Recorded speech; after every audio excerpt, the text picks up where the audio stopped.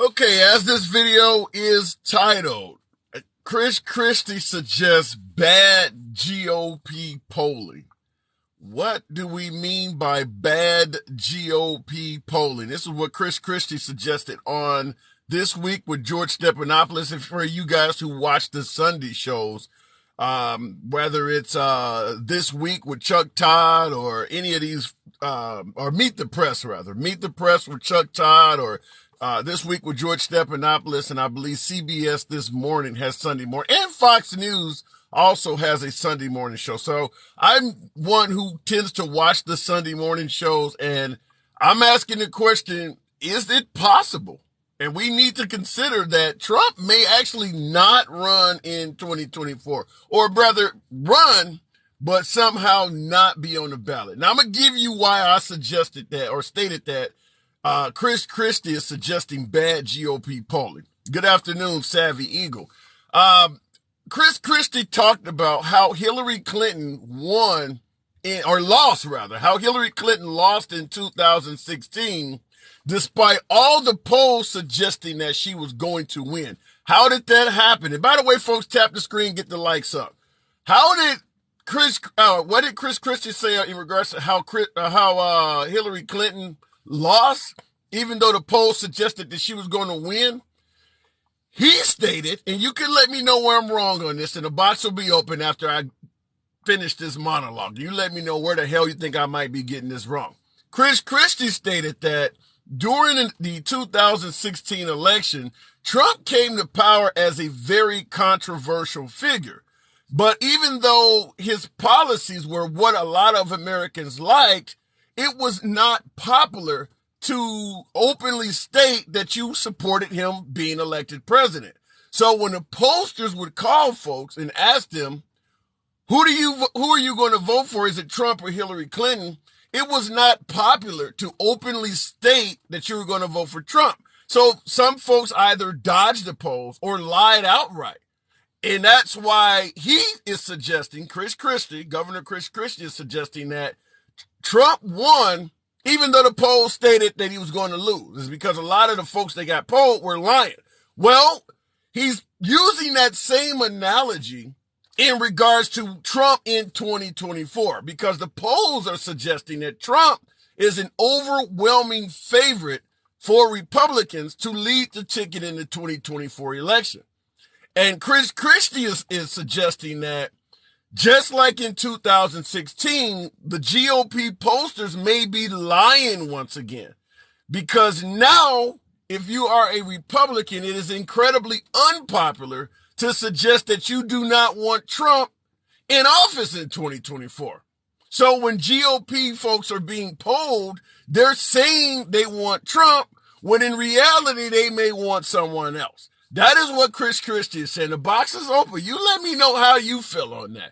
Is it possible that a lot of Republicans, we're not talking about liberals. We understand the liberals' job is not to like Republicans. So obviously no liberal is going to support Trump. We get that. That's not what we're talking about here, folks. We're talking about Republican voters. Is it possible that even though the polls suggest Republicans overwhelmingly want Trump back in office, that might actually not be true, because a lot of GOP voters are lying, when in reality they want DeSantis or someone else like that? And make no mistake about it, folks, the January 6th hearings are not benefiting Trump. I understand a lot of MAGA folks, my beloved audience, my MAGA, you know who I love talking to. Certainly that. This is a MAGA-friendly audience, MAGA-friendly zone all day, every day. Feel free to come in the box, tell me where I'm getting it wrong. But, he is suggesting that a lot of folks are not interested in seeing another Trump term. But they're lying when they're called or when they're polled. Look it in the comments. The Republicans lost any chance by what the SCOTUS did. Killer Geek, but that's an interesting point you're making, because Trump himself allegedly stated that rolling back Roe versus Wade is going to be bad for the Republicans in the midterms. Apparently that came from President Trump himself. So you might actually be in sync with that. Some Texas guy, I don't want him back. Too controversial. If he would just run the country and not tweet, then yeah. And that's the crazy thing is when you look at the Trump economy, you look at the Trump policies, for the most part, America was in favor of them. Certainly now that we've seen a couple years of Biden, folks look back and say, well, Trump was doing a much better job. So why the hell would we not want Trump back? I mean, after all, who's going to complain about cheap gas prices and a good economy? So when some Texas guy points out the tweets and the controversy, that would absolutely have to be the primary reason why Trump is not a fan favorite. Because economically, compared to Biden, you would think we would be begging for him to come back. Looking in the box, we're going to go to modern out right away. Why? By the fact because some of us don't speak right. Modern colonizer, good afternoon. Hey, good morning. Can you hear me? Loud and clear, sir. Excellent. So I just got on here. I had to pull the old Sprinter over to talk to you. Okay. So I Is don't. it possible? Do you believe it's possible Republicans being polled may actually not be being truthful in suggesting that they want Trump back in office? Absolutely not. So uh, if there's ever going to be a closet voter, it's the Trump voter, right? Because it's just so taboo to even in 2016 to say I voted for Trump was a little taboo, right? And even if you prefaced it in 2024 to say, hey, look, uh, things were better when he was in office, and so I'm going to vote for him. Uh, Even if you prefaced it with the good parts of him, it's still going to be a taboo topic. I think what Right. this is the establishment that, like you've heard me beat this dead horse. Uh, the GOP, they go to the same barbecues with Hillary. They all go to Epstein's mansion. They're all in tight together. And this is the establishment trying to create a little bit of doubt and change that kind of. Well, I mean, when you say the establishment, I mean, are you suggesting that Liz Cheney and Adam Kinzinger and Chris Christie, they're established? I mean, what is the outside of the establishment? I mean, because these are some of these folks. Even Steve Bannon is now about to testify. So, who is not the establishment? Because everybody that turns against Trump or testifies or says anything negative about Trump suddenly becomes a rhino or the establishment. So, who is not establishment? Just Donald Trump. So, what did surprise me is people that were supposedly in his tighter inner circle. Um, the tables have turned there. But I mean, you've discussed this before. The presidency's at max an 8-year job. These people have longer careers. I mean, look at Steve Bannon. I mean, I don't know if anybody is ever going to hire him again, right? But the ability to get Trump elected, that guy could charge a premium for any person to run their campaign again, right? Even though, you see him kind of flipping on You Trump talking right about now. Steve? You talking about Steve Bannon? Yeah, Well, you so gotta also give Mitch McConnell credit. Mitch McConnell did a lot for Trump as well, and they're not giving him credit. So did Attorney Jim Barr. Barr prevented him from being impeached. He's not getting any credit. right, but Mitch McConnell, he's thinks he's the bionic man. He's going to run another 3 or 4 times. He's got elections to win, so he's got to get off the uh, poisoned, tainted Trump train. But if you're Republican and you want to win 2 or 3 elections and you believe that Republicans want Trump back in office, why would Mitch McConnell separate from something that all of the Republicans want? He's running as a Republican, not as a liberal. So if you really want to be a Republican and what you're saying is true, then you would be on the Trump train, not jumping off of it. Right. That's why I don't think every Republican is flipped on Trump. But I, you know, I would say with a guy like Mitch McConnell, um, he's also got people on the other side that he needs to scratch their back. Well, I would assume that every politician has people on the other side that you need to scratch their back. Right. I just, to be completely honest, I think that that's a tangent that's a little bit above my pay grade. I think it's very simple that if you're asked if you're going to vote for Trump and you say yes, you're voting for Trump. You would hide that vote from your neighbor. You know what I mean? Uh, Okay. you know, Well, let if me you, let me ask it to you this way: if you're a diehard Republican, and I would suggest that Liz Cheney or Mitch McConnell are certainly diehard Republicans. Let's say they are not a well-known political figure; they're just hanging out with their family. They went to a GOP rally with friends and things like that. If somebody walked up to them, like a Jesse Waters or someone like that, Sean Hannity walked up to a Liz Cheney, not Liz Cheney the politician, but any, Jane citizen that happens to have the mindset of Liz Cheney, she's not going to announce at a GOP rally that she doesn't want Trump back in office. You get yeah, what I I'm don't know. saying? I mean, it's complicated because you want to satisfy the base, and the base is overwhelmingly supporting of Trump, right? But Okay.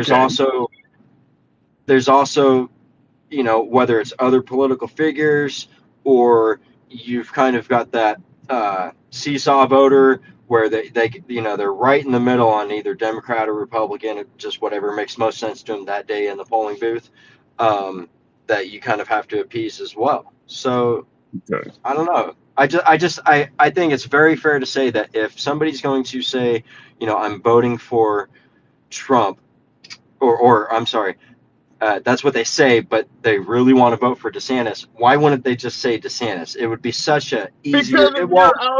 Because if you're out in the open at a GOP rally or a CPAC somewhere, or somewhere where these polls are taken in public, and somebody puts a microphone in your face and you're around a night, everybody there is saying they want Trump, and the Trump folks are a lot more outspoken than if you go to a CPAC rally or something like that. You're not going to see a bunch of folks carrying Liz Cheney flags or, DeSantis or anybody else they may actually want in 2024, because the Trumpers would probably approach them. If you're in a gathering and everybody there is Republican and you are waving a flag for somebody else for 2024, another Republican and not Trump, the MAGA folks are going to come up to you. So, yeah, I could see plenty of them not coming out and saying that.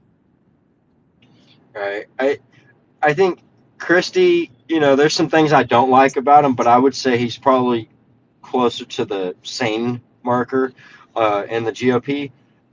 So I don't, despise him, but I will say he is establishment, and I think there's a little bit of the same way that the DNC and Hillary colluded to keep Bernie out. I think there's some of this going on, to try to usher the Trump vote out and say, Well, hey, you if you you do vote for Trump, realize, okay, you do realize when Trump ran in 2020, there were four other people, because you mentioned the Hillary Clinton campaign doing things behind the scene to get rid of Bernie Sanders. When Trump ran in 2020, there were four other people that were going to primary him. And exactly the same thing happened to them. And it did not make a lot of news, but there were four people that got kicked to the curb. I believe the state of Arizona just automatically announced they were going to give their electoral college votes to Trump. They didn't even get a chance to actually be voted for. The states didn't even allow them to go on the ballot. So what happened to Bernie Sanders absolutely happened on the Republican side. Those folks just didn't have anywhere near the support as Bernie Sanders, so you didn't hear about it. But I would invite anybody to look it up. Trump was primary, and they did the same thing to those guys.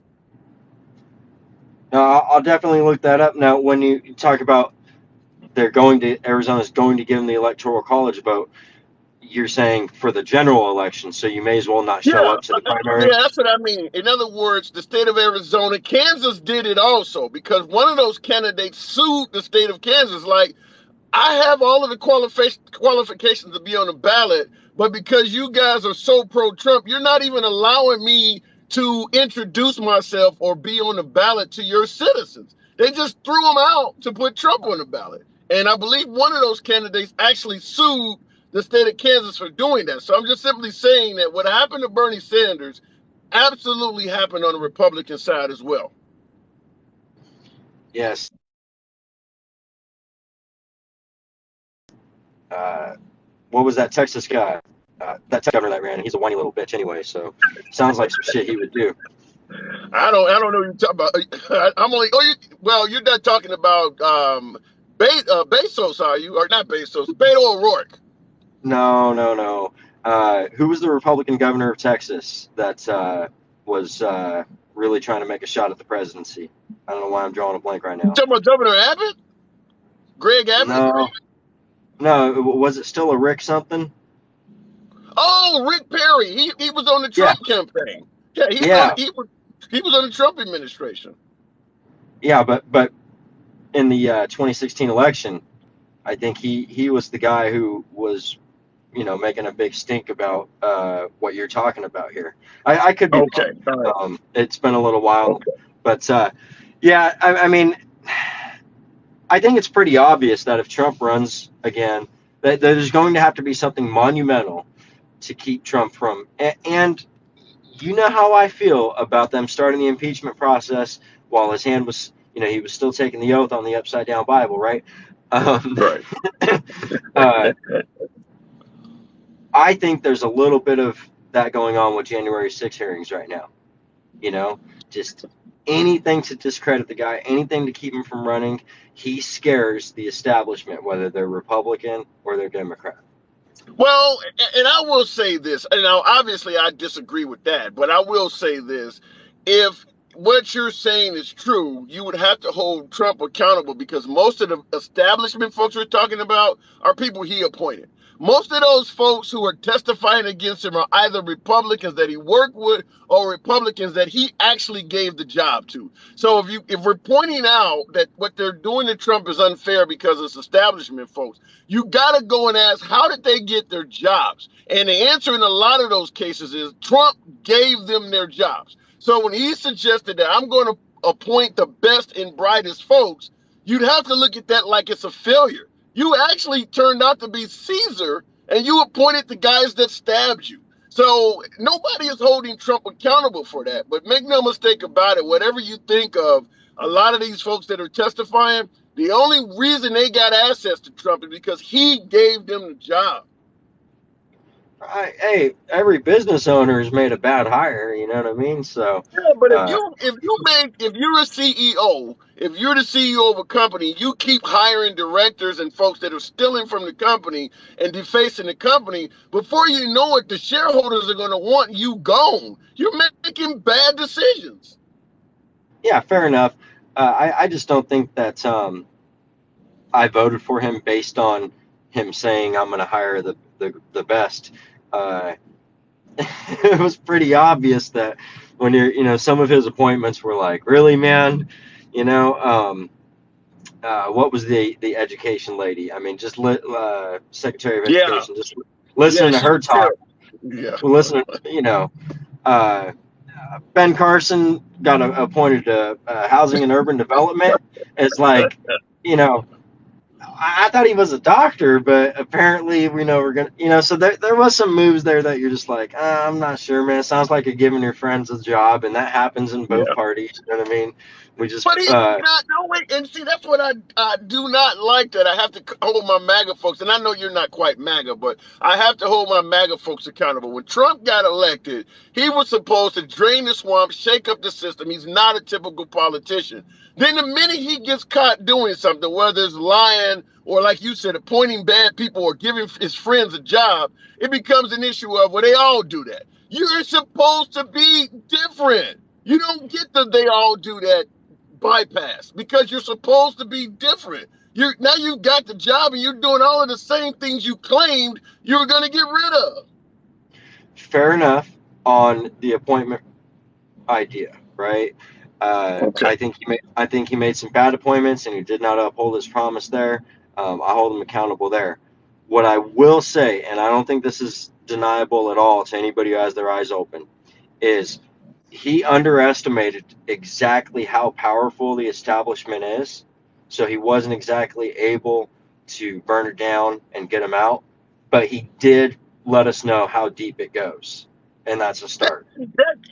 If you go in my house as a fireman and you underestimate how bad the fire is. And at the end of the day, you can't get my dog out. You failed. You know, establishing how bad the fire is, and then coming out and saying, "I'm sorry, we lost your dog, but I was able to tell you the fire reached your basement too." That does me no good at all. You promised you were going to drain the swamp, not tell us how deep the swamp is.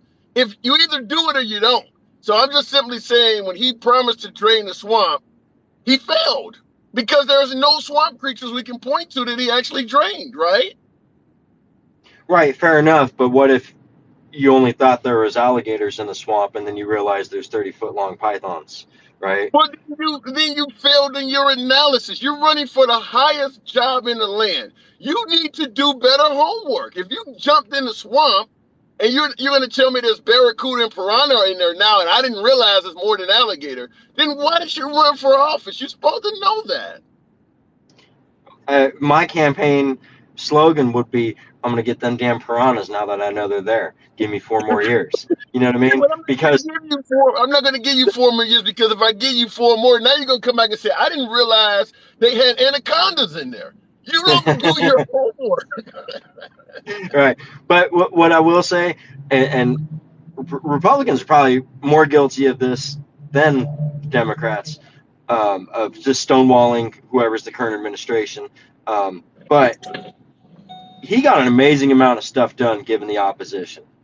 So, think about that. I mean, Well, you know the something, and guy. I will go ahead. Go ahead. I was just going to say that the guy was fighting impeachment from the day he took oath, and he still got a lot of shit done. So, obviously they're going to, start impeaching him again while he's taking the oath this next time.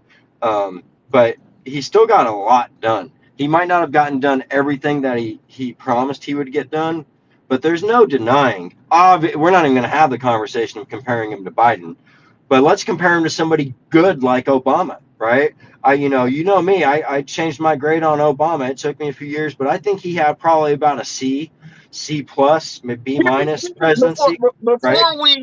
Okay, I gotta move it on, but before we do, give me a few bullet points on what you believe Trump got done. Trade tariffs were probably the number one thing. Okay. Obviously, COVID was going to affect any administration that came in, and there's going to be supply chain issues and stuff like that, right?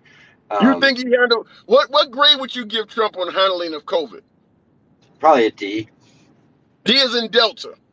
D is in Delta. D minus. Okay. All right, keep Yeah. going.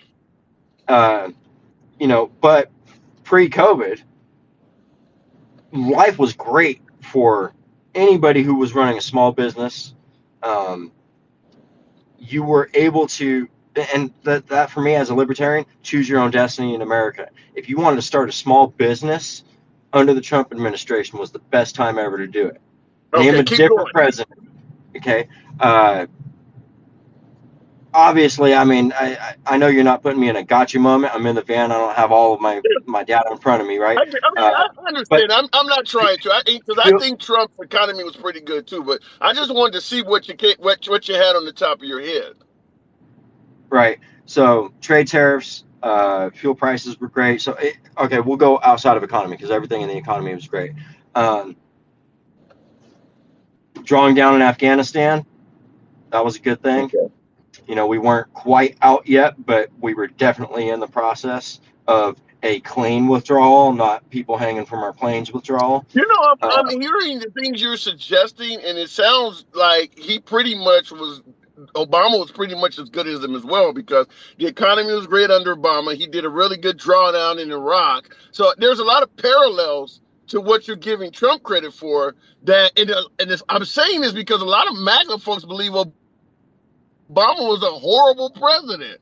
And most of the stuff you're crediting with Trump, because when Trump took office, the economy was doing pretty well. Like, despite him saying the world was, America was facing Armageddon, when Trump took office, America was in pretty good shape. Yeah. If it wasn't for the Constitution, I would say give Obama a third term. It was a very successful presidency. My only real critique of Obama is that not only did he not kill the Patriot Act, he put it on steroids. Okay, that would be my only real critique of him. When it comes to Affordable Care Act, like, man, we people and these people who are so anti-Obama, like they're not free thinkers, and this idea that we already spend enough money on healthcare in America for everyone to have free healthcare. It's like, we're not against, me personally, we're not against free healthcare for everybody in America. We just don't think the government's good at running anything, right? But that would be probably a talking point for the people who are like, "Oh, Obama's a terrible president." Like, all they name is Affordable Care Act. Well, if you You know, suggest it, I'm not against free healthcare, but I don't think the government is good at running it. You might as well be against free healthcare because that's the only place it's going to come from. I got to move on though, man. I got other folks in. I do appreciate you coming through as usual. We'll see what happens, but I appreciate you coming through. hey, thanks for having me on. We'll talk to you later, brother. Absolutely. Hey, and drop your connection because I don't see you on here for some reason. I'm gonna have to ask that you go ahead and drop it for me. I don't see myself either, so yeah, I got to close out the app. Have a good day. Okay. All right. Fair enough. Okay. Going to Jung. Day one, our mission is for. And by to that previous caller suggesting that they were after Trump from day one. I hear that all the time. Hang on one second, Jungle. Um, a lot of that had to do with Trump's tumultuous or his chaotic entry into the White House. I mean, keep in mind the first day Trump took power, it was preceded by him suggesting that the previous guy was born in a different country for several years. So when folks say, well, why did they go after Trump from day one? Well, because there's a lot of negative days before he became office that he was already involved in a lot of negativity on a Washington scale. Okay, Jungle, good afternoon. Good afternoon, brother. How you doing? I'm doing real good. All right. So you know, first and foremost, I want to say when this whole ordeal first began with the former President Trump, right? You know, Okay. like most people, I looked at it like, it was more of a joke almost, right? When you say And the then ordeal, what once ordeal are you things, talking about? well, basically since Trump entered the race initially back when, Okay. this From country, yeah, 2015. this country is really been upside down since then, basically, Okay. right? It kind of started during Obama's reign, but it really took hold under Trump because of the polarizing that was going on. You get what I'm saying? Okay. I get you. I get A lot of yeah, a lot of race baiting and from both sides and so on and so forth during that time, right? So, and that's what we mainly paid attention to as a public. We paid more attention to the things he would say, and the different comments he would make, and his nonchalant attitude about others' feelings and so on and so forth, Right. right? Right. But on a policy level, right? What I came to realize was that, you know, as a president, I don't think, and I'll be 40 in about 2 weeks, right? Okay. As a president, right? I haven't seen a president in my lifetime be as forceful as Trump was when it came to protecting the interests of this country, internal. Okay. Okay. Well, let me ask you that. When you say Trump being forceful in protecting the interests of this country, what about when the CIA, the FBI, and the NSA stated that Russia was interfering with our election process, and Trump made it clear that he was more in favor of trusting the Russians, stating that they were not doing it, than our CIA and our security agencies telling us that they were. Do you believe that Oh, him taking their information over our own was indeed protecting the interests of the United States? no, I think that was just Trump running off at the mouth at that particular time. You know what I'm saying? Running off at At the that, mouth by siding with yeah, because Russia no, intelligence? I don't see it as siding, because if you go back prior to that, right, when it was first being brought up, one of his initial arguments was, Wait, hold on for a second. We've all been doing it. Well, they've been doing this for years, Okay. Democrats and Republicans. That was his initial argument until somebody got into his ear and said, "Hey, you can't really say What, that. You what would can't." you think?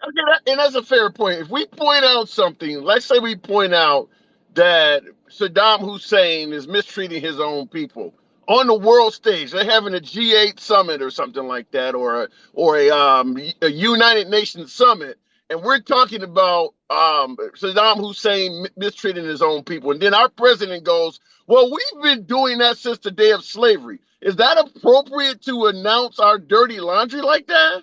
No. Well, again, that goes back to him saying and doing certain things that we as a public deem, improper. We're like, no, we can't stand for that, right? At the same time, right? We Well, are. he essentially interrupted a conversation in which we were pointing out the flaws of Putin by admitting that we're flawed in this manner too. And I'm trying to figure out how that benefits the United States. I didn't. I listen. I'm not saying that it did. It necessarily benefited us, right? Okay. When it came to him, say for instance, putting his foot down about something and putting something into right, right? Okay. His whole, like for instance, what we're experiencing right now with this administration and what's going on in Europe, right? This was something that he was talking about back then and saying this is what they're trying to kick off and this is what our government plans to do for them in order for them to protect themselves and for them to do this and do that, blah, blah, blah. And I'm not going to let it happen. Why? Because we've been spending too much money with these people already for all these years. He goes to the UN. He says, look, we're finna snatch away all this funding and stuff. We're pulling all this out of here, man. You guys are going to have to start protecting yourselves. Have to spend more money to protect yourselves. You guys have to do more talking and more strategizing amongst each other. You get what I'm saying? He was literally. I get your point, and I want to ask you this because Trump did talk about getting us out of NAFTA, NATO. He also said he also said if Biden becomes the president, our gas will be $6-7 a gallon, right? Yeah. He also said that we would see more and more to come to our health and all our rights to come to our health and all the rights as far as health and so on and so forth. You don't think rolling back Roe versus Wade is also seeing more regulations with health? I believe it's all a part of the plan from both sides. I'm not red or blue. Okay. My thing is if we're looking at, the policies now versus when he was in the seat, I have to go with Trump. Hands down, because let me ask you some questions, okay? Because you mentioned NATO. Trump talked about getting out of NATO, getting out the United Nations, getting out of the Paris Accord, getting out of the Iran deal. We had our trade issues with China. We were not China, but Canada. We were on the opposing side of Canada. Do you believe it was a good idea for Trump to essentially get out of every single deal that America has established with its allies? Because I'm not talking about Russia. I'm not talking about China. No. I get it. I get it. Nations that we were allies with. I understand all of that. I understand all of that, right? At the same time, the majority of the things that he was attacking because they were putting us at a financial disadvantage as a country. So he was a lot of those arguments that he was having with people. It wasn't that he just wanted to kill the deals and not deal with them at all. He was saying, look, we need to go back and restructure this. We need to go back and sit down. Were you a fan of him getting out of the Iran deal? Out of the Iran deal? No. Reason being because it was a situation where if it's not broke, don't fix it. At the same time, he said it was broke. It was broken because of his own aspirations. He had things he wanted to do, and if he wanted to do those things, he had to smash that deal. And that was for me, in my opinion, that was a bad decision. Okay. That's just like right now. Let me give you my spiel, and then I'll let you follow up of why I disagree with your notion that getting out of all these deals were beneficial or putting America first. And here's the reason: if let's say for instance you have a car dealership, I'm gonna give you a crazy example. Let's say you have a car dealership and you happen to sell a Cadillac to someone on payments that is 30% less than the typical Cadillac. You pass away and your wife takes over the dealership and she goes and talks to the person that purchased that car and says, "This is a dumb deal. I'm going to break this contract and you got to now pay full price." Would you think that what your wife did was a mistake for the reputation of that dealership by just It, breaking the contract that they signed? it depends. It depends on whether or not my wife was actually telling the truth and the contract being a scam. So, no, not to say a scam. I'm just simply saying you sold a car to a customer for 30% less than what that car normally charges. It's not a scam. You just agreed to a deal that's not financially in your best interest. And your wife Oh, comes along okay. after you pay. Would you be in favor of what she did to correct the deal? And I need to understand this. So me and my wife is purchasing the car or selling it. No, you and your wife own a dealership. You Okay, I sold get you. I one of get you. your I get you. I cars. get you. Yeah, go ahead. How would I feel about that? Yeah. Yeah, in that situation, yeah, I would feel like, yeah, she shouldn't have did that. No. Well, and that's the point I'm trying to make is that when the United States made a deal with Iran that Trump considered a bad deal, which is why he was trying to break it. The same thing with NAFTA and a lot of these other agreements. If you give your word to a country that you're going to do something, they need to know that the next president may not come in office and say this is a dumb deal and we're not going to honor it. What Trump did essentially hurts the reputation of the United States. Why would you make any deal with America right now, knowing that It's, Trump could come along or somebody like him and just say it's a dumb deal, we're not going to honor it? no, I get that 100%. And like I said, when it comes to the Iran deal, we're in 100% agreement, right? At the same Okay. time, if we're looking at it from that standpoint, and I'm an outsider looking in, why would I trust America for anything? No matter who's in the seat, because that's what they do. They make deals and they break it. They break Well, every deal. and you're admitting that Trump did not help God out at all. No, not that I admit that from jump. But there are other Well, deals that we were a part of that I feel like hurt us as a country, and yeah, some of those we should not have been in. You get what I'm yeah, saying? but Like, I'm pointing this out because you originally suggested that Trump did things that were pro-American, put us first. And I'm saying that if you're ruining our reputation abroad, you're not helping out America. That's not putting nah, America the first. thing is the way that he was handling things, right? He was handling things in a way to where he was allowed to be himself on a world scale and still be able to mingle and maneuver amongst these very people who he's been rubbing the wrong way, and they were But still willing to. you're ruining our credibility abroad doing that. Nah, if you look at our situation right now, look at how quickly, as soon as this man left the office, look how quickly this administration took a nosedive. Our credibility abroad did not take that nosedive. When you look Yeah, at we're our looked at as a allies, joke. We're looked hold on, at as hold a on. joke, especially with this president in the seat. We're looked at as a joke. And you think we were taken seriously with London flying Trump babies and Trudeau making fun of Trump? All of our allies, Angela Merkel, they didn't like Trump. You think they took us seriously when Trump was in office? Trump kept a lot of beef that we see happening now. He kept a lot of that tempered down when he was in office. A lot of So it, all see, of because the what I'm getting from this administration is what we're experiencing here in this country. Like, for instance, if I want to go and find somewhere to live, or if I want to go grocery shopping or pay for gas or whatever, I'm being told that all of these things is a hassle and it's a pain for me right now because of everything that's going on overseas with the wars and with the different conflicts and so on and so forth. when Trump was in office, a lot of these things were threats at that time. But due to the way that he was handling these situations, they never ever blew to this point.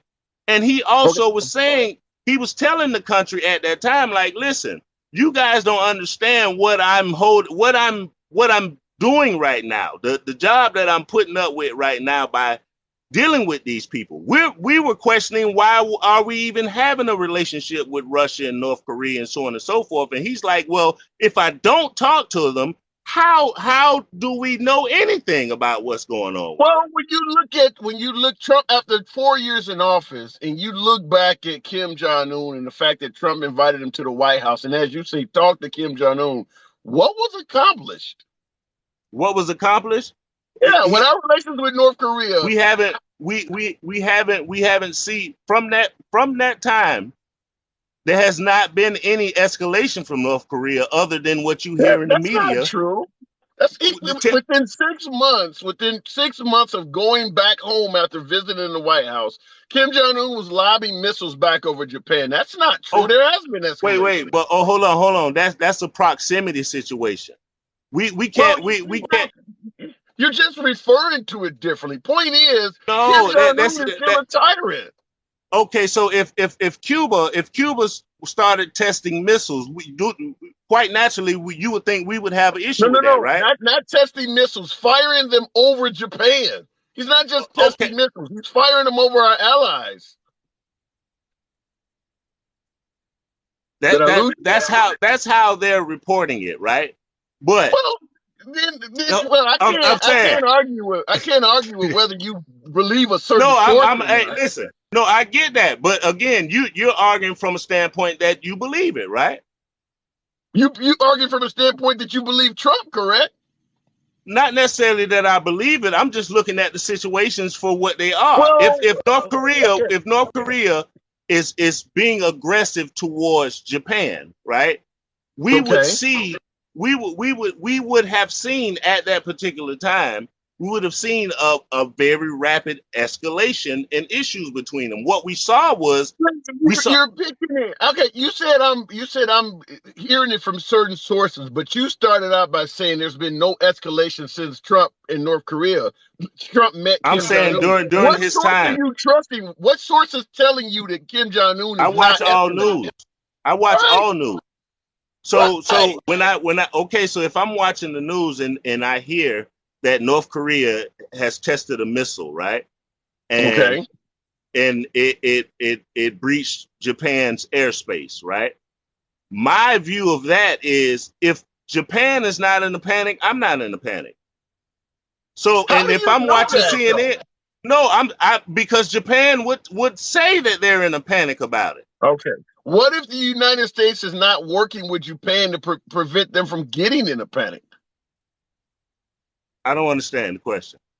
When Trump was in office, when he took power, they were firing missiles over Japan as well. And Japan was not in a panic because the United States was letting them know, we will work with this.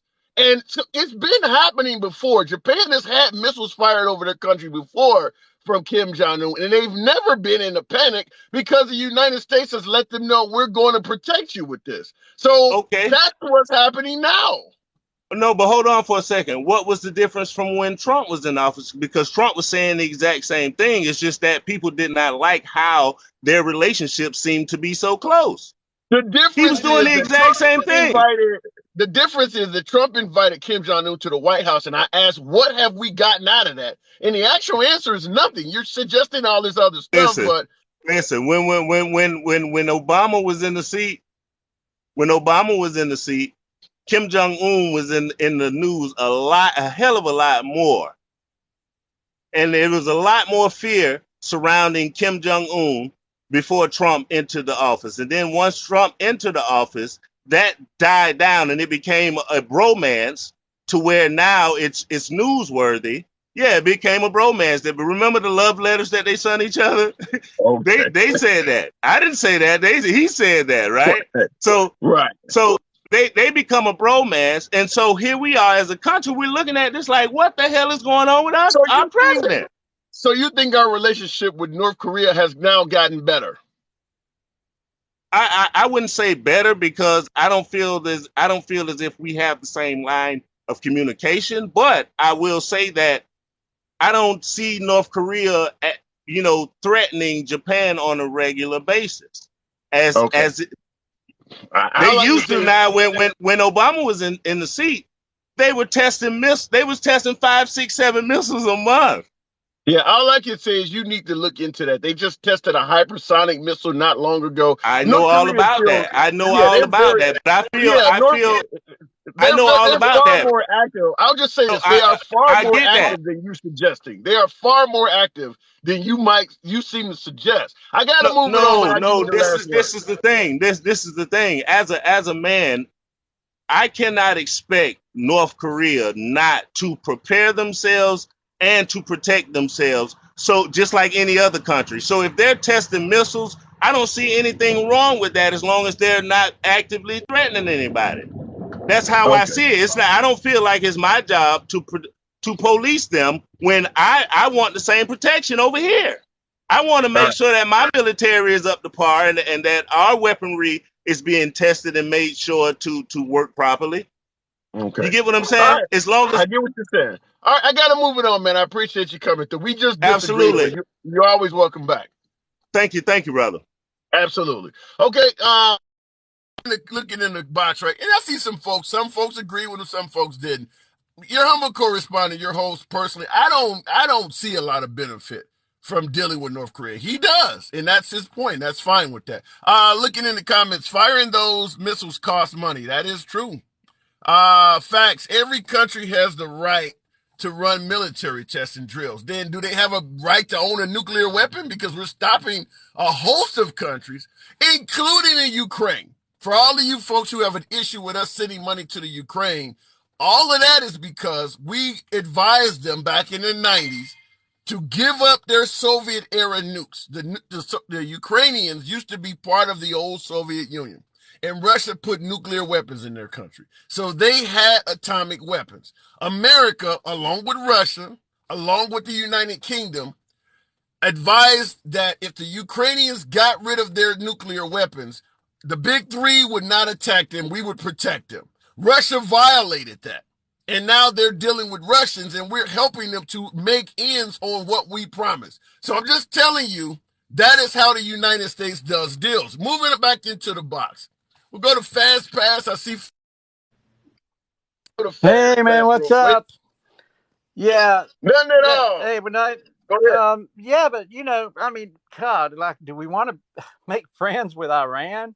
I mean, I know that every administration comes in, especially when a party changes, and and some things are going to happen. I mean, there's going to be some changes. I mean, we had agreements with all those people that were working on the Keystone Well, Pipeline. let me We say had this. we had I agreements. believe. Go ahead. Oh, let me. When you said, "Do we want to make friends with Iran?" I would suggest that Kim Jong Un is actually worse than the leadership of Iran, and we invited him to the White House. I don't know. You bit by a copperhead or bit by a water moccasin. I think they're both snakes.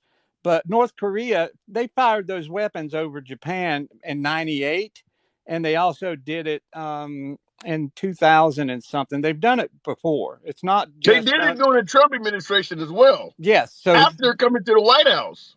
yes, but what's going to happen with that demarcation line? Is it going to be in perpetuity, or is somebody somewhere sometime going to have to reach out and sit at a table with somebody that's our enemy supposedly and say why we can maybe separate you from China because that's who they're tied to, is they don't have any trade with us.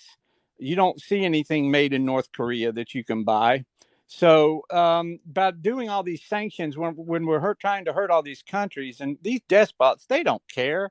They don't care about these sanctions. They That is don't care true. about that.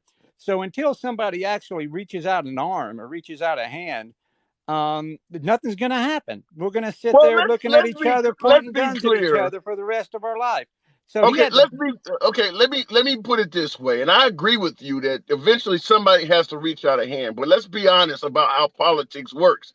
When the opposing side reaches out to one of our enemies, you're not going to like it. If, okay, for instance, Trump reaches out to Kim Jong-un or Vladimir Putin, and the liberals don't like it, and the right defends it. Well, Barack Obama reached out to Iran, and the right did not like it, called it a bad deal, et cetera, et cetera. But make no mistake about it, when Obama signed the Iran deal with a host of other countries agreeing with it, our allies, that was doing exactly what you're suggesting that President Trump did with Kim Jong-un, and he got criticized for doing that by President Trump, in fact, the same way Trump is now getting criticized for dealing with Kim Jong-un. So I'm just simply suggesting that it is politics as well. Yeah, well, there is, of course, and there's a lot of the country's individual philosophies just don't rub the same way, and trying to Americanize Iran isn't going to work. They're not going to. They don't accept our lifestyles, and they never will. They haven't. But I don't know that Iran. There's enough of us that are alive and remember the Khomeini and remember them holding over a year the hostages, that remember them demanding we give up the Shah, to Carter's credit, he didn't. He didn't Well, I turn the would Shah suggest back that over. Iran, I'll give him credit Iran for is a just lot closer. Iran is a lot more civilized and closer to our way of thinking than North Korea is. Well, I don't know that I would want to live in either country. I would Um, take Iran over North Korea any day of the week. I mean, yeah, Iran is far. They got more freedoms in Iran than they do in North Korea. Iran is way better. If you look up, even now, modern day Americans have been to Iran. North Korea is essentially a closed country. It is way worse than Iran. yeah. Well, Way more restricted and everything. Well, the North Korea's got nukes, so and this thing about Ukraine, that's a great argument for a lot of other causes, because they unfortunately believed us and believed, I think it was Belarus was in on that agreement, and another country on giving up their nuclear weapons. And they were the third or the fourth. They were the top. I know they were the top five nuclear power in the world. They didn't just give up a few. They had Who, thousands of who are nukes. you talking about? You Ukraine talking about did. you talking about Ukraine? Yeah, Ukraine had thousands of nukes, and that Yeah. was, I don't think you'd be seeing what we're seeing today if we didn't do that agreement. I I mean, agree. that's what we try to think we can affect things because there's a problem that we have to go in there and affect them. And our effect isn't thought out about what we're doing, what our cause is going to end up as. But we have to do it. We have got to make legislation. We got to write this. We got to do this without thinking it out. So getting that country to lose its nuclear weapons, I guarantee you they wish today they hadn't done that, and Right. we wouldn't have that Well, situation. But it that's wouldn't what be I'm the saying. first time. It wouldn't be the first time a country listened to America and done what we advised, and then found themselves asked out and thinking twice. I mean, there's a term we use in America called Indian giver that was literally created by the Native Americans. That is based on how America started its day out from day one of making deals and breaking deals. That's why you have the term Indian giver. It means making a deal with somebody and then taking every damn thing back. It started out with the Native Americans. We can talk about Iran. We can talk about Vietnam. America has a history of making deals and breaking them that is so long. I'm surprised other nations continue trusting us. I Well, don't how get it. can they? How can they? Every 4 years, we have a whipsaw effect where we don't just change our foreign policy a little bit. We do complete um, 300, 180-degree turns. And that's I agree with you there, 100%, because we are suffering now from a whipsaw effect, from one side to the other.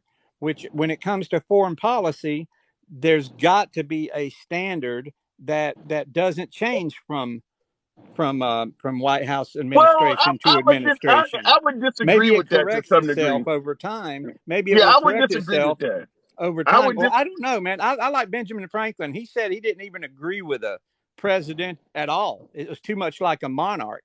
Now, who would have thought that the powers that rest in the executive branch would have become what they are today. By Yeah, I would disagree with that. I don't believe that before Trump, I don't believe that every president came in and broke our agreements that we had based on the other president. Even though we go from far right to far left and back and forth with each election, Trump is the first guy to come in and start breaking international deals we had with other countries without renegotiating them or anything. Just simply said, I'm gonna get out of this deal because it was a bad deal. I don't know of any president in the past, going back as far as at least Reagan, that I remember in my lifetime, coming in office and just simply saying, the deal we made with you, it was a dumb deal, I'm going to break it. I've never heard of a president doing that. Well, listen, every president that I remember, when they came to office, they created some kind of action, or they did something to show the rest of the world that they want to be, that this president was going to stand firm, whether it was firing the That's missiles not breaking the deal, into the though. Iranian That's not hangar. breaking the We're doing it deal. now. That's We're not, doing it no, right no. now. That's The not breaking the deal that's already in place, though. That's just Okay. saying I am going to be for this policy, or I'm going to lean this way as opposed to my last politician. That is not breaking a deal that's already been signed. Well, that's true. That's But different. That's elections, much hey, different. this come from a lot of other people. Elections had consequences, and they had consequences. Now, to get in bed with Iran, I don't think it's a good idea. I don't think that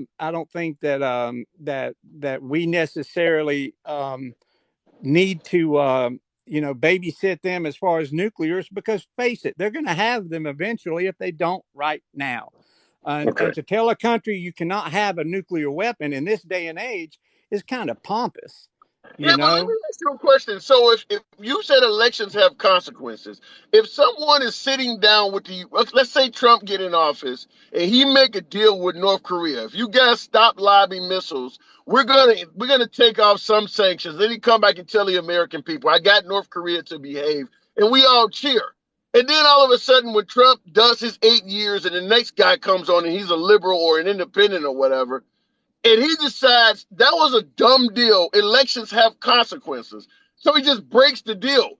My question is, if you're Kim Jong-un or anybody else, why would you sign a deal with the United States under what you said? Well, elections have consequences. Well, The next guy, barring any other foreign interference, that there wasn't some breaking of that deal. A contract is a contract, not just a yes and a no. A contract, has take all the brown M&Ms out of it, just so we know you read the damn contract. Okay, their okay. contract has, and not just Russia, but Ukraine broke this agreement also that we had with What Russia, about the Ukraine. Iran deal? What about the Iran deal where Trump just broke that? I'm going to say that it was a bad deal that we entered in to begin with So why would Iran. you enter? And that's my question I'm trying to make is why would you enter in with a deal with the United States, knowing that the next president might just consider it a bad deal and break it? You got it. I'm in agreement with you there, because our foreign policy has no consistency from administration to administration. You're That's not right. true, though. Hey, I That's know it not is. Let me tell you true. how I know it is. Because Germany, when I went to Germany, okay, and I spent time with the head of North American um, Germany, Audi, the head of North America in Germany. They had two representatives. They had one that dealt with United States in Germany, and they had one in the U.S. that dealt with um, Audi of America. It's called, Audi North America. And the lady explained to me that we deal with the entire world. Okay, and this girl's way up with Audi. She was over the entire country of the United States on the German side. Super smart, intelligent girl. She said, we deal with the entire world here, and we deal with the United States here. So we're not we're a completely separate entity in the Okay. way the world corporate deals with us.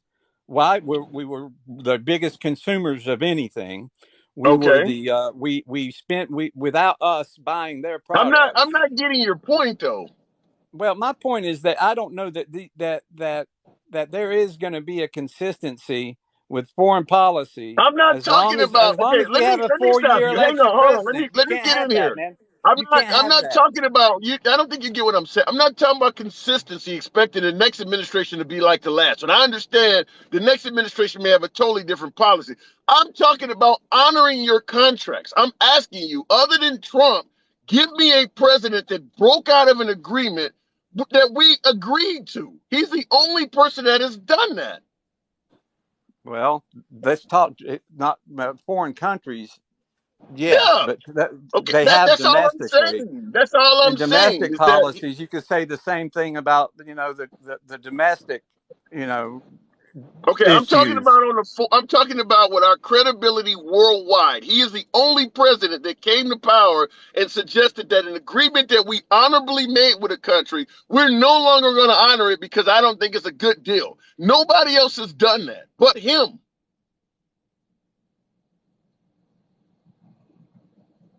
Did I lose you?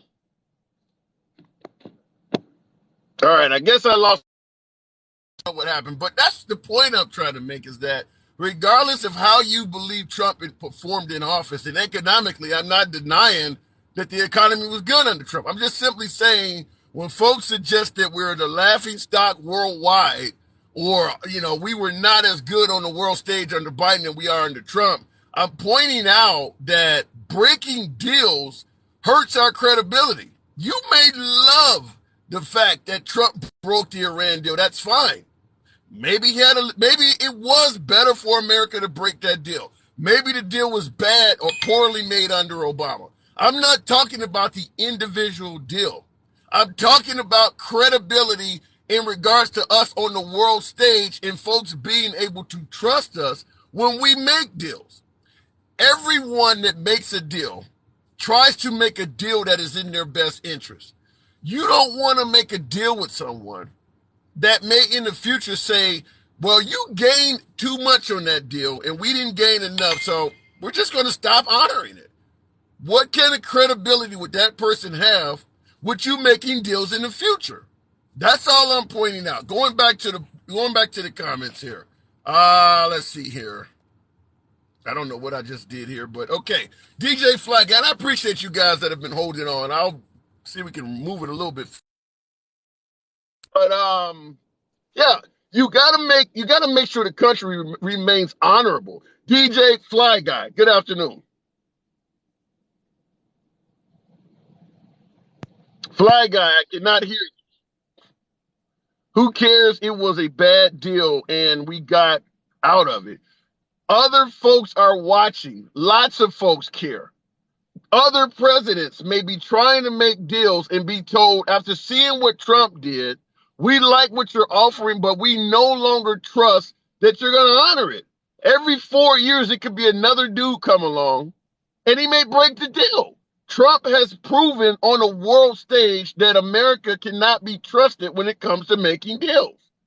How can you not see that? You agree with what he did. I get that. But you don't understand that he has hurt credibility with America in regards to making the deals.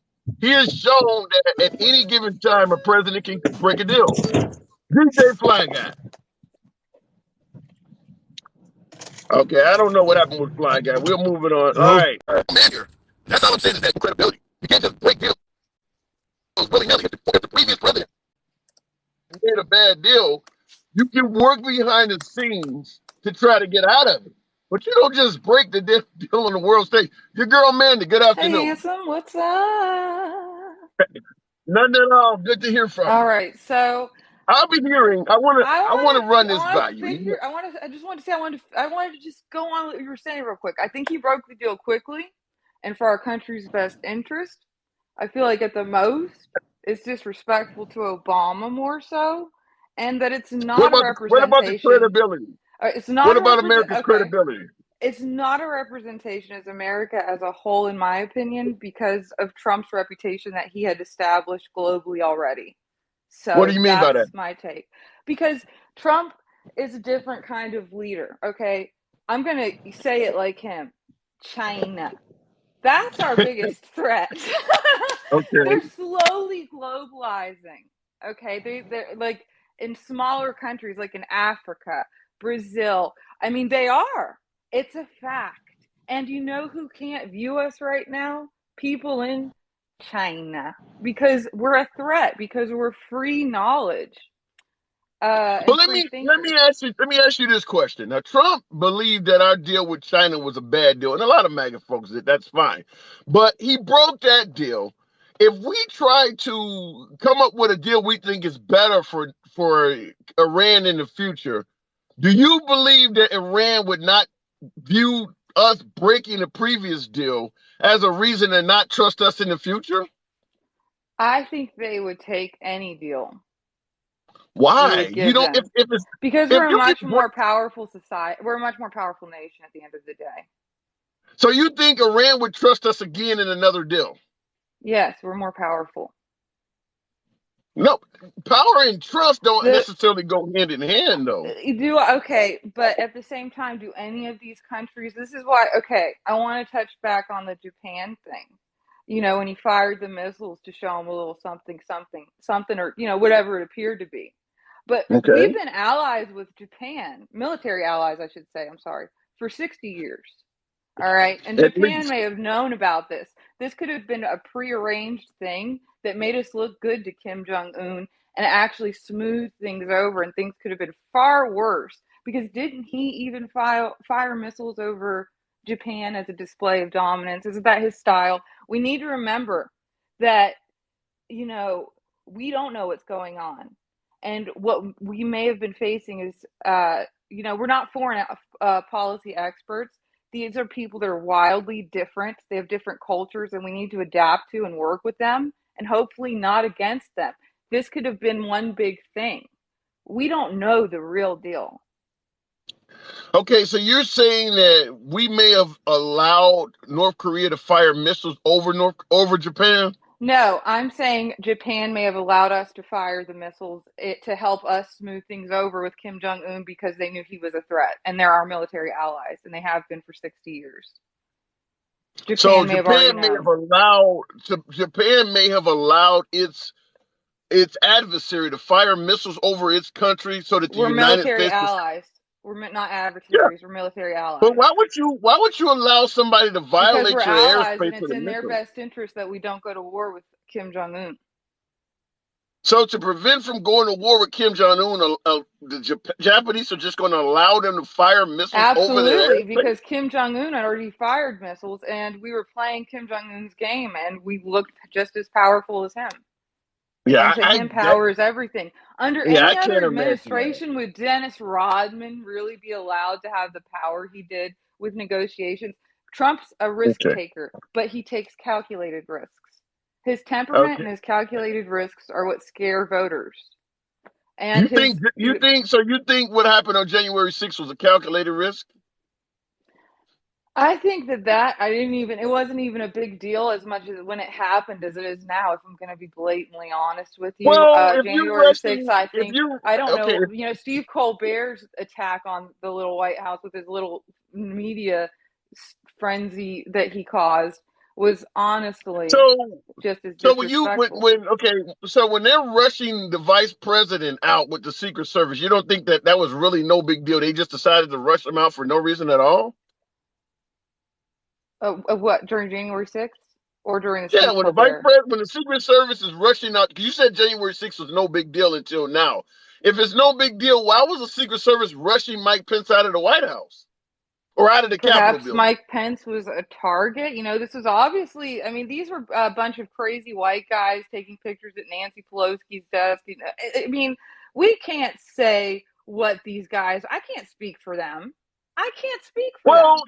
you're suggesting that January 6th was no big deal, but No, now I'm you're saying it was suggesting. made to be. Biden's administration is saying it was worse than. If you go on the media, look up clips. They're saying it's worse than September 11th attacks on America. Now, you and I, as old as we are, know that's just ridiculous to say. Well, Biden said I'm that not himself. necessarily. Yeah, I'm not necessarily going by the president's statement. I'm going by yours. You said January 6th was no big deal, and I'm I'm sorry, asking. I'm a big picture talker, and I say in the grand scheme, January 6th is not going to be documented in history as the big deal that the Biden administration is playing it out to be all of a sudden, to distract like most of us that haven't gotten our tax money back yet and such from the bigger things that are going on. and the more crooked things that are going on that we actually don't know about, that we just simply have to talk and pay attention to and utilize Give this. me something. Give me something that you believe right now that is going on under the Biden administration that is bigger than January 6th.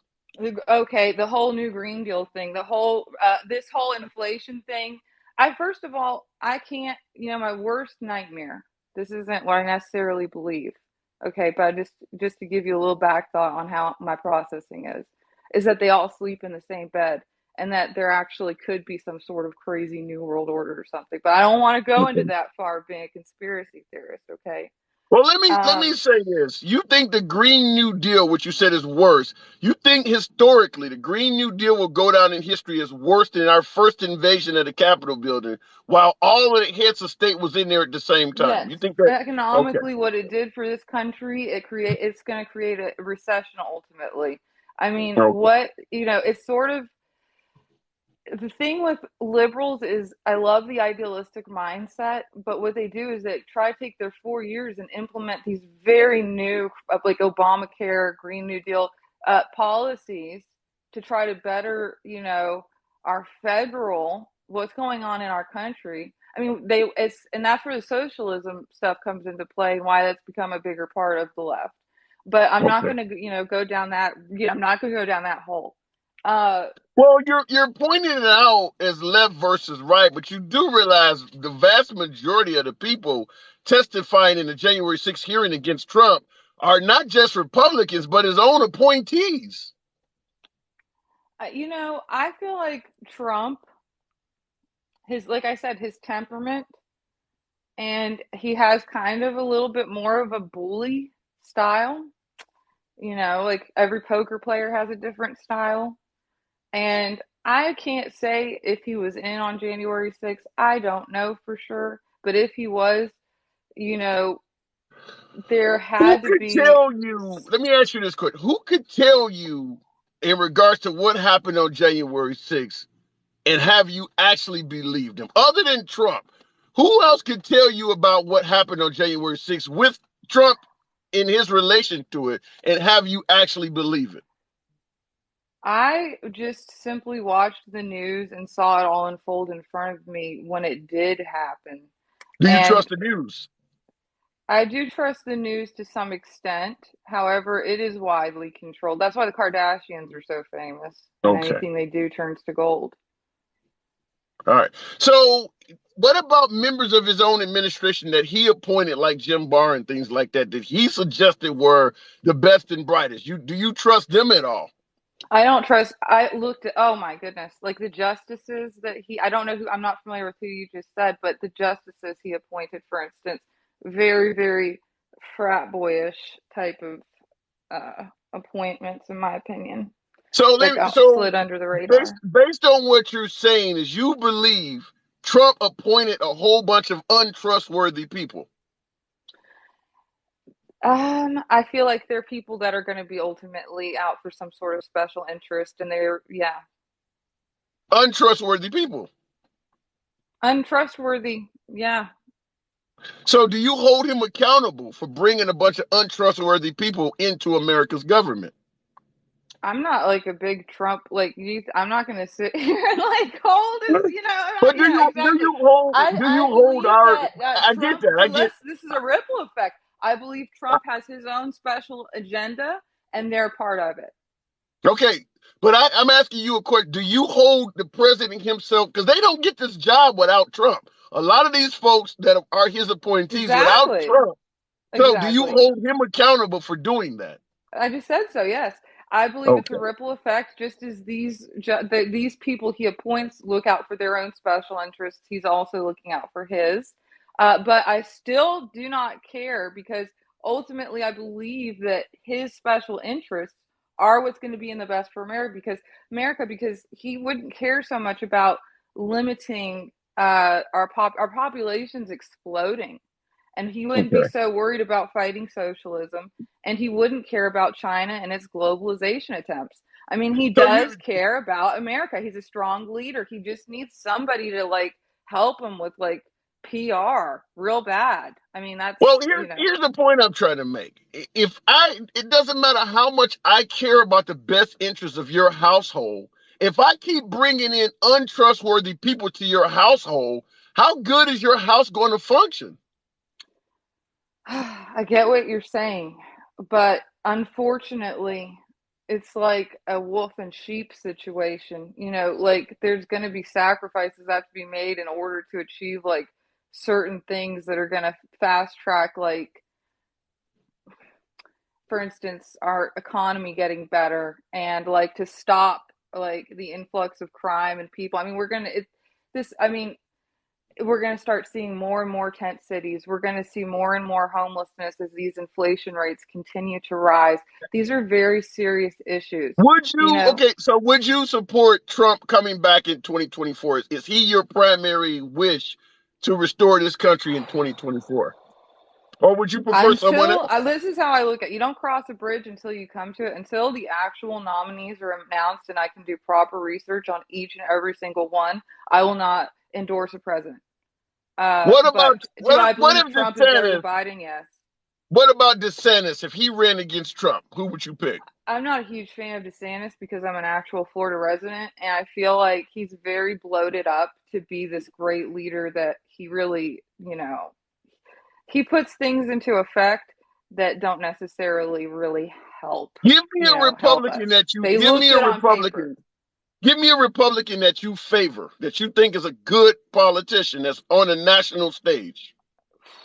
Oh my gosh. Can I tell you the truth? I'm really Yeah. sad about all of the leaders in our country right now. I can't say that there's one that I particularly love, that actually represents anything close to the values that we need as a society, the healing that America needs altogether, and the importance of like violence, like globalization, domestic. You can't think of I one can't other think. There's Republican. not one star shooter for me. Okay. All right. But I'm you think sorry, Trump there's not. but I'm you not but you believe fangirling him. Trump had America's best interest at heart. I believe of all of them right now, Trump is going to be the best candidate that we have. I do believe. I mean, this man is a very, very innovative thinker. I believe he's a MacGyver of sorts. I think, you know, you could give him a pile of mud and, I mean, oh God, he's had failures. Anybody, what he did in the Atlantic, whatever, everybody that's been majorly successful has had a failure. I'm so Yeah, but sorry. you admitted though that he put a whole bunch of untrustworthy people. Some of them still is It's out better there. than what's going on right now, though. Yeah, but you can't find anybody else that would be a sufficient replacement on the Republican side. You're still going to go right back to the same I guy think, that do you put a not? bunch of. Here, you want to uncover what I think the agenda is? Sure. To suppress, okay. I believe the agenda is I believe that, like, with the rise in women's rights, and then transgender, gay marriage, this and that, and all the stuff that we've seen, and now it is becoming more and more quote unquote acceptable to this older generation is really, I'm not going to even say left or right, but I believe it's part of an agenda to suppress what's going on in society so that we can focus on bigger things like our financial state What are and they like trying to our suppress? federal oil What reserves do that's you crazily what do you believe? depleting. What do you believe they're trying to suppress? They're suppressing the nation's uh they're trying to focus less on civil rights right now, and the whole like civil rights movement is, particularly, if I'm going to say, I think it's a target on the transgender community. Okay. And I don't totally disagree with that at all. Listen, I got to move it on though. I Yeah, appreciate you coming through as usual. it's always good talking to you, Absolutely. handsome. All right, I talk to you later. enjoyed it. All right, catch Yeah. you later. Okay. And I was asking those questions, not necessarily as gotcha questions. I like to hear the mindset of my viewers. It's not about who's right or wrong. I see some folks saying I lost or she lost or whatever. I'm not trying to beat the guest. I like to hear what the other side has to say, which is why you'll never see me censor comments or anything like that. And my audience is primarily MAGA. It's a MAGA friendly audience. I make that clear. But the question I had was, if you believe Trump is the best guy, but a lot of folks, and it's not just her, it's not uncommon to speak to MAGA folks who believe that most of the folks he appointed cannot be trusted. They're rhinos, they're traitors, they're all of that. And I always ask the same question, considering they would not have a job without Trump. How can you not hold him accountable for putting so many untrustworthy rhinos in the White House? And generally, the response is to go back to liberals and how they're messing up the country, because there really is not a good answer for that. If he's suggesting that he's going to appoint the best and brightest, and then he appoints a bunch of traitors, treasonous, and untrustworthy people, how can you not hold him accountable for that? And it's like, the belief is that Trump is better than the sum of all his parts. In America, you cannot do everything from the White House, from the Oval Office. You need the Senate. You need the Congress. You need other people. And if he's appointing all these untrustworthy people, you can't just keep saying he's the great guy and we're not going to hold him accountable for this stuff. I'm going back to the box. Wolverine. This should be good as always. I always enjoy talking to Wolverine. They turned on him. If they turned on him, why is he not better at vetting people? Why is he, unlike Obama, unlike Reagan, unlike George W. Bush, why is he appointing so many people that turn on him? Is he not educated enough to pick the right people? Wolverine, I don't know why it's not letting you come in, but I'm just simply suggesting that you don't have Obama, George W. Bush, Bill Clinton, or Ronald Reagan, or any of them suggesting that everybody I appointed turned on me. Why is Trump the only one that's dealing with that? That should be a reflection on his job in regards to how good he can appoint people or not. Because it's only happening with him. It's not happening with anybody else. And by the way, for you folks who suggest oftentimes that Trump is not a typical politician, that is a typical mistake that a non-typical politician would make. Appointing bad people that operate not necessarily in his best interest over and over and over again. You're supposed to surround yourself with people who are more educated in certain areas than you are, so you don't make that mistake. But when you're not willing to listen to advice or take information from other people, you ultimately keep making the same mistake over and over and over again. And that's a problem that, unfortunately, a lot of MAGA folks don't want to hold him accountable for. Let's go to 52 Cent. I don't know what happened. Let me try it with 52 Cent. Good afternoon. Hey, good afternoon. Can I ask you one quick question? Talk to me. Who are we? We are America. We're the United States of a fucking America. And if we break a deal with your little pussy country, that's your fault. You suck. We need to start being the strong nation that we are, rather than backbiting each other, calling each other racist and homophobes and transphobes. We're the United States of a fucking America. We broke away from England. Let me respond to that.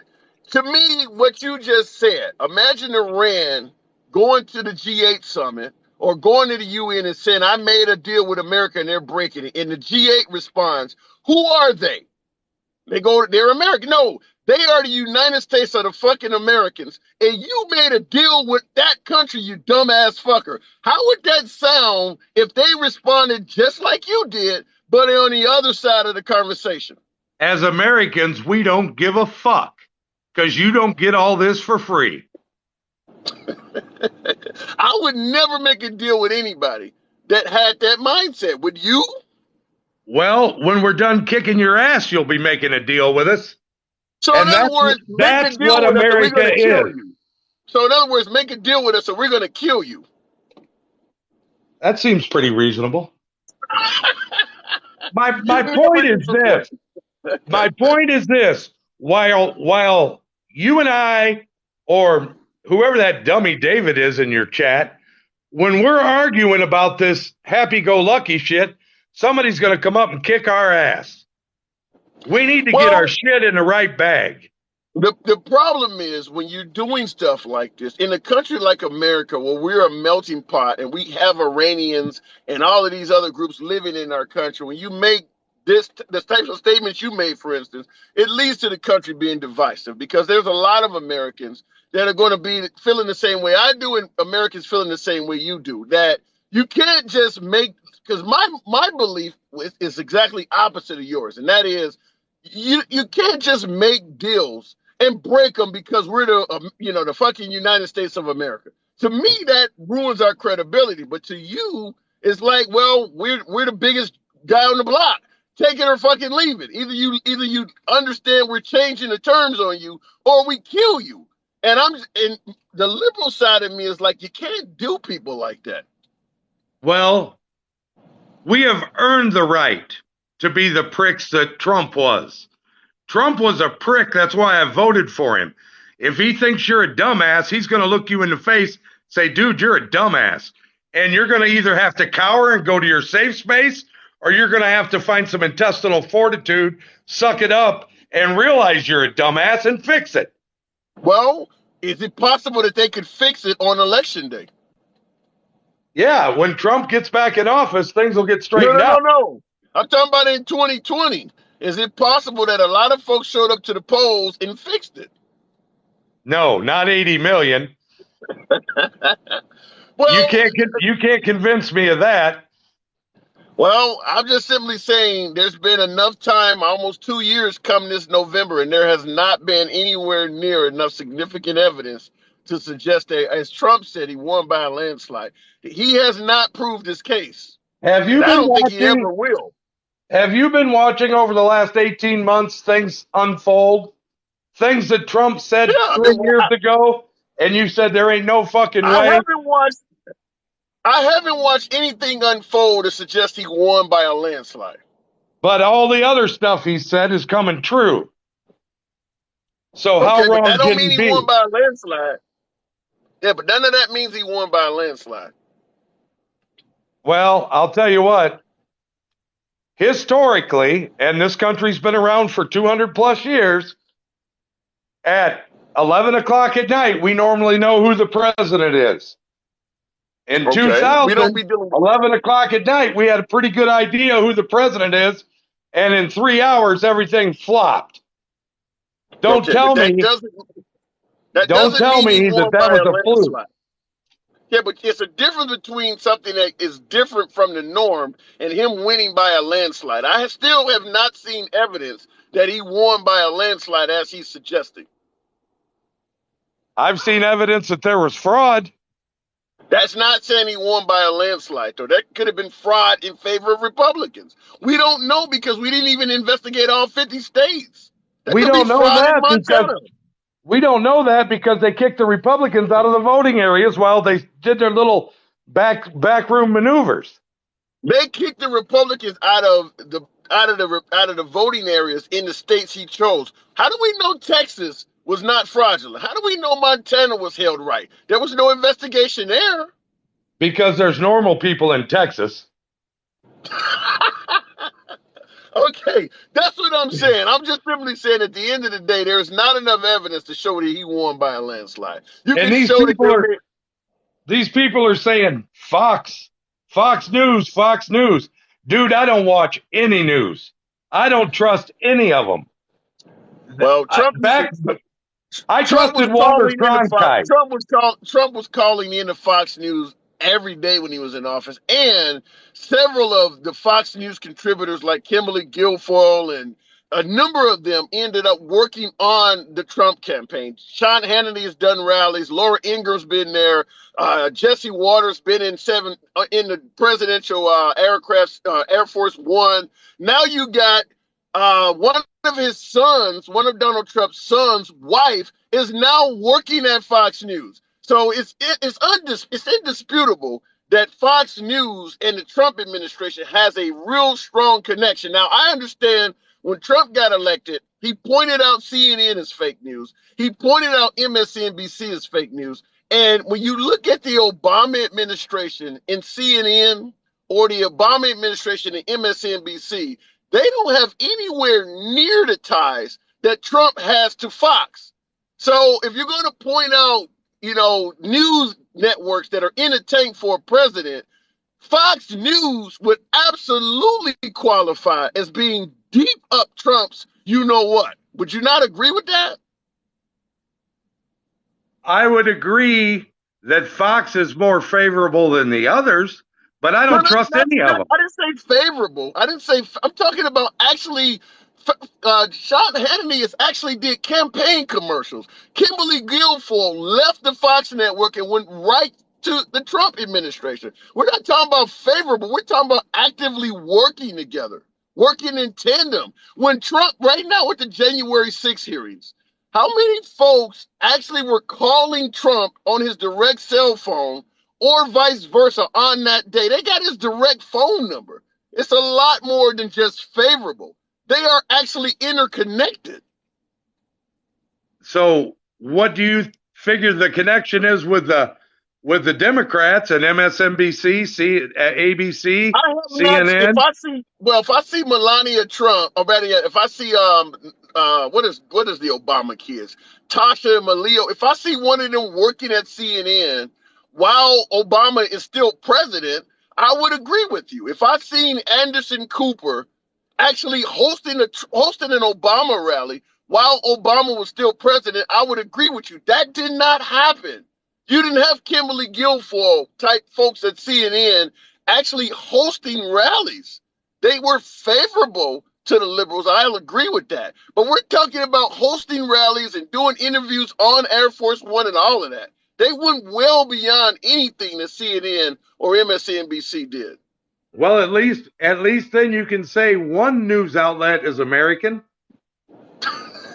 So in other words, you don't care about fake or biased news as long as it's on the side of the right. No, I absolutely want the truth. Okay. I want the honest truth. So you think that Fox News is untrustworthy? I think they're all untrustworthy. I didn't exclude Fox. Okay. All right. And so if Trump is working with Fox like he is, what do you have to say about that? I think they're all untrustworthy. But we're trying to talk about Trump, and I understand you want to throw them all in to kind of dilute the pot. But I'm asking you, if Trump is specifically working with a news network, how do you feel about Trump doing that? That's on him. And I don't necessarily support Trump. I support anything but a liberal. My dog could run for president, and he would get my vote, providing he's not out killing babies. He's not out raising all this hateful race stuff that this country's got going on. No, I'm an American. I'm a 20-year vet. For somebody that said I live in my mom's basement. First off, my mother died in November, so I appreciate the sympathy. But second off, I believe in the red, white, and blue. And we all fall under that flag with 50 stars that I actually know the man that created that, by the way. He's deceased now, but I knew the man that designed that flag. We don't live under a rainbow flag. We don't live under a Black Lives Matter. You know the man that designed the American flag. Is that what you just said? Yes, Robert Heft. I actually know him. When Hawaii or Alaska all right, was added, 59. I get your point. I get your point now. Okay, when the 50th star. Okay, that makes more sense. Yes, he did it as a school project and got a C on it. And when it got elected as the state flag, she raised the grade to an A. But he got a C on the flag when his name's Robert Heft. Look it up. He was the mayor of Napoleon, Ohio for years. He lived in, I think, Adrian, Michigan when he died. Okay. All right, fair. But I actually knew him. So what do you think about Trump breaking deals like that? I think that anything Trump did, he had the best interest of us in mind. Not me, but me, you, everybody in here. So if he's appointing people that we cannot trust, like Attorney Jim Barr and all of these folks that you guys are calling rhinos now, is that in the best interest of the United States? Obviously not if it's not working out well, but you don't know how somebody's going to work in a job until you hire them. Yeah, but how many mistakes do you get to make if you constantly appointing bad people? At what point do people say maybe we should stop putting you in to appoint people? Well, that's not how it works, though. That's his job. Well, I'm just saying that if you got a president and he does not seem to know how to appoint good people and he won't take advice from anybody else, he wants to keep doing it. At some point, you got to say that maybe he's not the best guy for the job. Well, maybe he's not the best guy to make appointments. Well, those appointments is what we need to run the country. He can't do it by himself. So if he's appointing a bunch of treasonous and rhinos and traitors, you can't just give him the job back. Well, I know one thing for a fact. 21 years. 21 is how many years Putin waited for the United States to elect or install, in this case, a pussy. And we did it, and look what he's doing.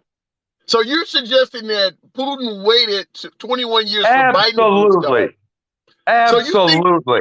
So you believe that Putin is happy that we put Biden in office? Absolutely.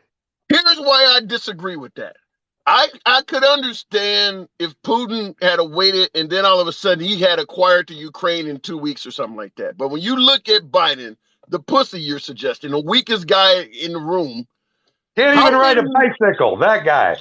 That guy, yeah, that guy. How many Russian soldiers have lost their lives because of Biden sending so many weapons to the Ukraine? How many Russian soldiers do Biden have under his belt compared to Trump, Obama, or any president in history? Oh, my phone died. Okay, I'm just simply saying that Biden is responsible for a lot of dead Russians. Okay, I guess I must have lost him. He said his phone died. Okay, yeah, somebody said 1,200 or so. I actually believe it's a lot more than that. Beer card. And in addition to dead Russians, there's also some amount of equipment that's been lost. A lot of Russian morale is gone because now the Russians know they cannot trust Putin.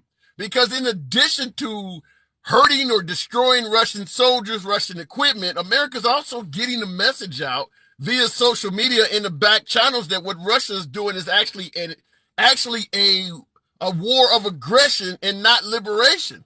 All of this is coming from Biden. The guy you guys claim that is weak is a pussy. Trump was not going to favor the Ukrainians. He was going to probably ride it out with Putin because he thought the Ukrainians were corrupt. And I don't even know if I would necessarily say Obama was going to be doing this. So if it's one thing, and I don't attribute a lot to Biden because the economy is so jacked up right now, but if it's one thing that Biden can say after being in office, is that Russia is now weaker and NATO has gotten stronger. We've gained Sweden. We've gained Finland. NATO has expanded by 2 additional members, and there are other members, former Soviet bloc countries, I believe, that are also examining joining NATO. So under President Biden, NATO has gotten stronger and Russia has gotten weaker. So you can talk about the economy and all other sorts of things that are domestic under Biden, and there's a lot of validity to that. But on a world stage, we have gotten stronger under President Biden, whether you want to give him credit or not. It's happened, and it happened under his watch. I got to go. I'll catch you guys at 7 o'clock tonight. I appreciate you guys riding with me.